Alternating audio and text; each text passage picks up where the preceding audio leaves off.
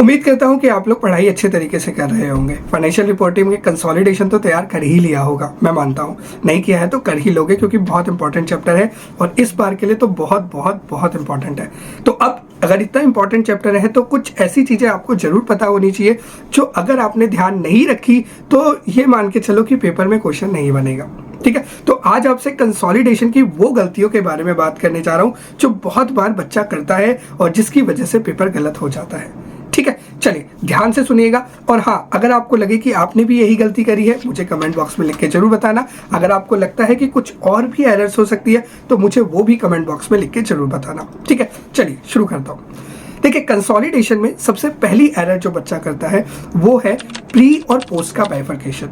आपको रिजर्व्स दिए होते हैं, वहां पे प्री पोस्ट को बाइफरकेट करने में बच्चा गलती कर देता है। स्पेसिफिकली तब जब आपकी कोई नॉन रिकरिंग आइटम है, अबनॉर्मल लॉस है, वहां पर एलोकेट करने में बहुत गलती कर देता है, तो उसको आपको ध्यान रखना है। Second, computation of goodwill and NCI. देखिए, होता क्या है कि इंडेस 103 भी यहाँ पे पिक्चर में आता है। गुडविल एनसीआई निकालने का सिंपल तरीका है, जो भी आपने परचेज कंसिडरेशन दी है प्लस जो भी आपके एनसीआई की वैल्यू है माइनस जो भी आपके आइडेंटिफाइबल नेट एसेट्स है। अब यहाँ पे गड़बड़ी कहाँ होती है? परचेज कंसिडरेशन की कैलकुलेशन में गड़बड़ हो सकती है, एनसीआई की कैलकुलेशन में गड़बड़ हो सकती है, आइडेंटिफाइबल नेट एसेट की कैलकुलेशन में गड़बड़ हो सकती है। कहीं पे भी गड़बड़ हुई तो ये मान लो गुडविल गलत कैलकुलेट हो गया, एनसीआई गलत कैलकुलेट हो गया, और ये दोनों गलत कैलकुलेट हो गए तो आपकी बैलेंस शीट जिंदगी में कभी मैच नहीं कर सकती। करेक्ट।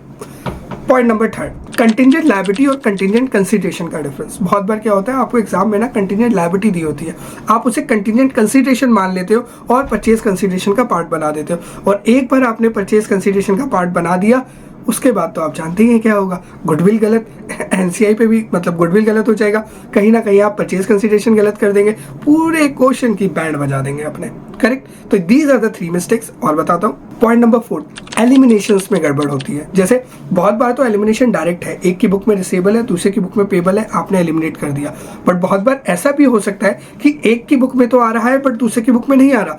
जैसे एक पर्सन की बुक में, एक एंटिटी में बिल रिसेबल आ रहा है, दूसरे में कॉरेस्पॉन्डिंग बिल्स पेबल है ही नहीं। बच्चा क्या देखता है, अच्छा बिल रिसेबल, वहां पे बिल्स पेबल, जैसे यहाँ 100 का बिल रिसेबल है, वहाँ 60 का बिल पेबल है, वो 100 ही एलिमिनेट कर देगा। भैया ऐसे नहीं होता, थोड़ा ध्यान रखो कि एलिमिनेट भी सेम अमाउंट ही होती है, दोनों में आ रही होगी कंपनी में तभी एलिमिनेट करना। लगे हाथ अनरियलाइज प्रॉफिट की एडजस्टमेंट। स्टॉक दिया होता है, पता ही नहीं कि इसकी अनरियलाइज प्रॉफिट की एडजस्टमेंट कहाँ जाएगी। ये तो पता है कि इन्वेंट्री में कम करना है, अनरियलाइज प्रॉफिट कम कर देते हो, बट दूसरा इंपैक्ट कहाँ जाएगा? क्या एनालिसिस ऑफ रिजर्व में लेके जाना है या कंसोलिडेटेड प्रॉफिट में लेके जाना है? वो आपको बहुत ध्यान रखना पड़ेगा। ठीक है। पॉइंट नंबर 5, टैक्सेशन का इंपैक्ट। देखो, बहुत बार क्वेश्चन में ना टैक्स दे देता है, तो वहां पे डेफर टैक्स, अब डेफर टैक्स एसेट बनाना है, लायबिलिटी बनानी है, वहां पे कंफ्यूजन हो जाती है। तो उसको आपको बहुत ध्यान रखना पड़ेगा, क्या एसेट बनाना है या लायबिलिटी बनानी है।